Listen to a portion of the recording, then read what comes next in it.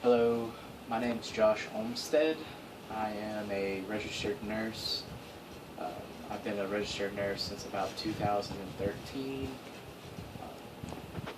I graduated from Lamar University in 2013. I've been working in the emergency center at St. Elizabeth in Beaumont, Texas. I've worked there since I've graduated, so that's roughly about 2 years. Um, Working in the emergency room, we see a lot of different different cases. Since St. Elizabeth is the main trauma center for Southeast Texas, we get a lot of different cases, traumas. Every trauma uh, comes to us. Also, we see a lot of different diabetes cases, congestive heart failure cases. Um, and these diseases play a lot into people's lives. They have a lot of pull over them. Sometimes, they can't really do much because of these. Um, so we need to get them prepared. Prepare for a disaster. Disasters can and will and could happen anytime. Um, Hurricanes, uh, tornadoes, different, like cases of like swine flu, all that jazz. We need to get these people prepared. Recently in 2005, we had about two hurricanes. The first hurricane was Hurricane Katrina to come in, and it hit Louisiana pretty hard. Then not even a couple months after that, Hurricane Rita came and mainly got southeast Texas pretty bad. Not as bad as Katrina, but we were a little bit more prepared for Rita, so that was good. A lot more lives were saved due to preparedness. Uh, Today I'd like to talk more about being diabetic, having more diabetes people prepared uh, for disasters if they need to stay in their house or if they need to just pick up and evacuate within 1 or 2 weeks. Um, it could be very stressful on these people.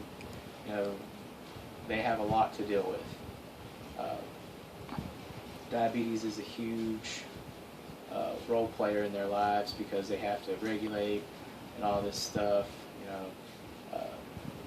So I would like to teach more about how to be prepared to evacuate or stay for diabetes. The first teaching point that I'd like to go over with is just different main supplies needed for, evacuation. Just basic stuff: gas, water, food. Um, you need a lot of different foods for diabetes. We'll get into that in a little bit. Also need, transportation.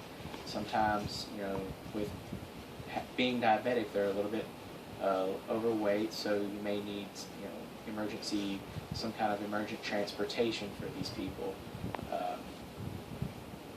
Some of them have amputated legs and arms, due to their situations. But also they need their special equipment for diabetes. Diabetics would more than likely need to bring a full 1 month supply of insulin. The needle sticks for blood draws. They need their glucometer, multiple test sticks. And all these supplies, they need to at least have 1 month if they're going to go or stay. Usually a good way to obtain these supplies is hopefully if you do have enough time, you can maybe go to your primary care physician. They can write and you can either fill the prescription at your hometown or around the place that you stay, or if you do evacuate, you can use up your supplies and cash in that prescription over there. be sure to have your doctor's number just in case. Different situations may arise, so you may need to have them call. I'm sure most doctors or pharmacists would understand, the different circumstances, being that you are diabetic and you do need your special equipment. Also, I forgot, you need to bring multiple syringes for injections. Also need alcohol swabs to sterilize your skin. So, I mean, these people need a lot and many different equipment. So, it would be good if they had at least a month's worth of equipment. Okay, next would probably be if they do have a knowledge deficit, we need to teach them about different good nutritional values of food, so they can regulate and monitor their high or low blood sugar a little bit more well. Pretty much the reason that it happens is the pancreas. Well, normal blood sugar is about 60 to 100, but the pancreas makes insulin.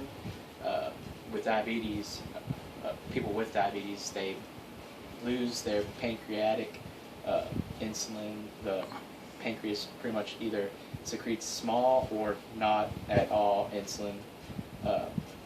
So they need to inject themselves with insulin or take by mouth medications of different meds to raise or lower their blood sugar.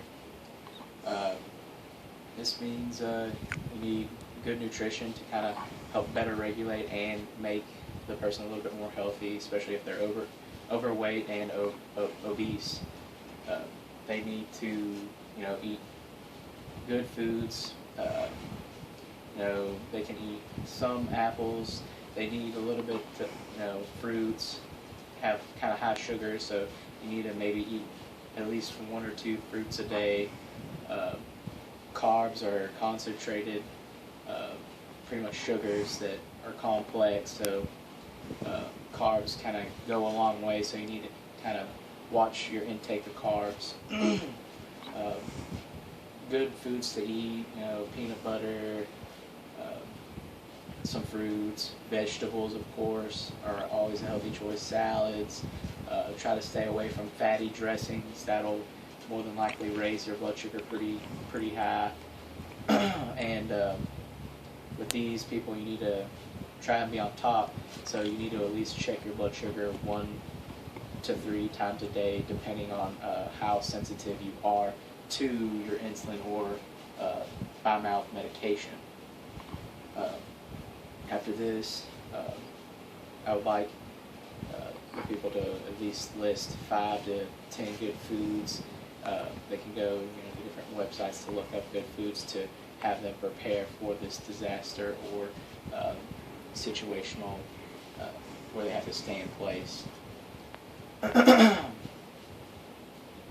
Next would be, I guess, like I said, the regulation of the blood sugar.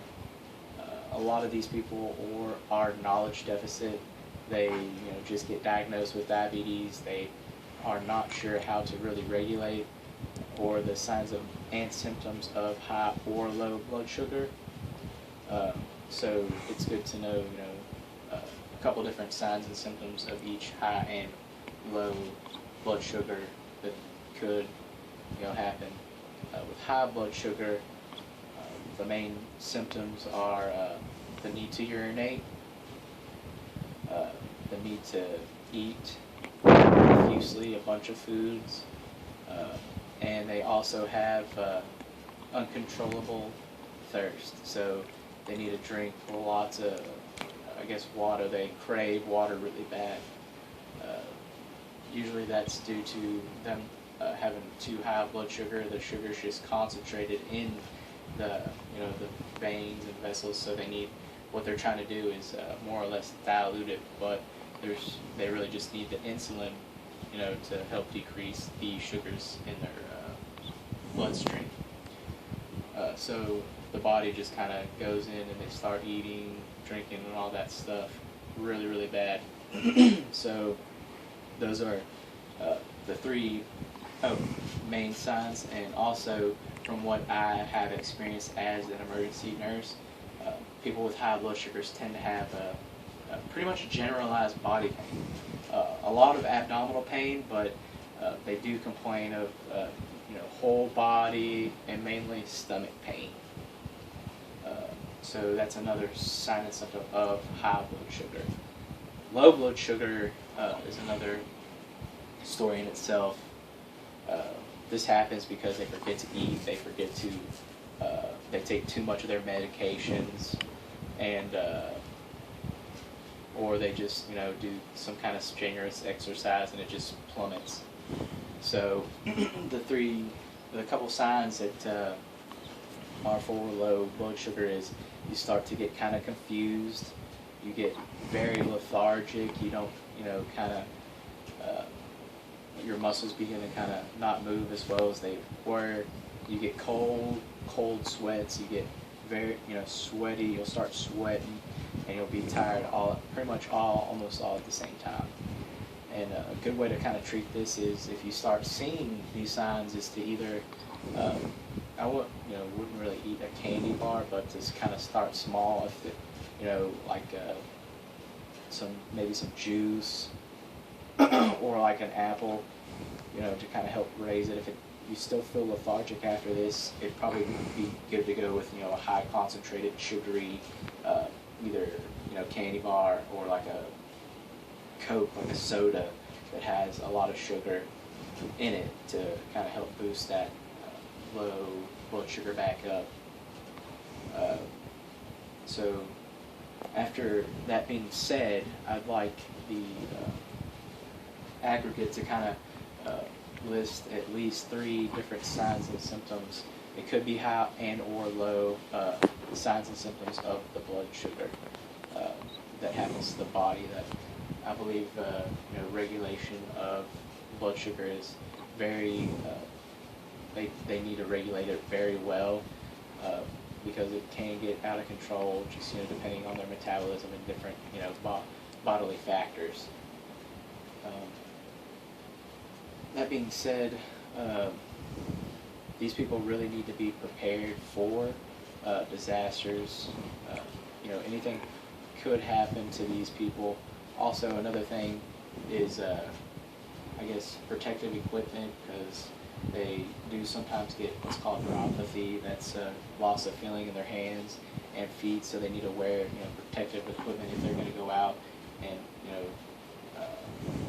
maybe help clean up or do whatever they need to do around the house. Sometimes they could stub their toe and wham bam, you could lose a toe in about 2 or 3 months because they don't know that it's getting infected. So these people need a lot of I guess they need a lot of attention, and they need to pay attention to their body.